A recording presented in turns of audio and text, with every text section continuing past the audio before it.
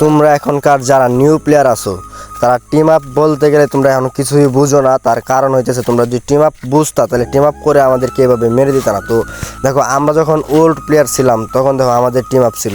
দেখো আমাদের মানে এইখানেই দেখো যে এখনও 14টায় নেমে আছে। তো সবাই আমরা পুরো ম্যাচেই টিম আপ করে খেলছি এবং কি কেউ কোনো ফাইট করি নাই। দেখো তোমরা আমার স্ক্রিনের উপর দেখতেই পারতেছো যে দেখো আমি কিন্তু সরাসরি দৌড়তেছি। বা দেখো আগে যে দেখো আগে কিন্তু ওল্ড প্লেয়ার যারা আছে তারা বুঝবে যে আকাশ থেকে ব্ল্যান্ডিং পড়তো আর আমরা সেখানে যে দৌড়ে দৌড়ে যে রিভাইভ করতাম, ঠিক আছে।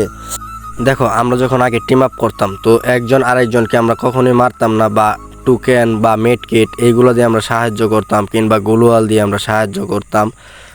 এক কথায় বলতে গেলে আমাদের মাঝে একটা সম্মান নামক জিনিস কাজ করতো এই টিম আপের মাঝে। আর তোমরা এখন কি করো, আমাদের সাথে টিম আপ করবা মানে টিম আপের অভিনয় করে আমাদেরকে মেরে দাও। মানে তোমরা সম্মান নামক জিনিসটাকে তোমরা একেবারে নষ্ট করে দিয়েছো। আসলে কি জানো, নতুন প্লেয়াররা না শুধু প্লাস মাইনাস তাদের চিন্তা করো, কখনো চিন্তা করো না যে প্লেয়ার যেহেতু আমার সাথে টিম আপ করেছে তাকে আমরা সম্মান করি বা তাকে আমরা ছেড়ে দিই। আচ্ছা আমাদেরকে মেয়ে তোমরা কেমন প্লাস বা মাইনাস পাবে বলো তো? তো দেখো আমাদেরকে যদি মারার ইচ্ছা থাকে তাহলে সরাসরি মেরে দিও। তো কখনো টিম আপের অভিনয় করো না, বুঝছো।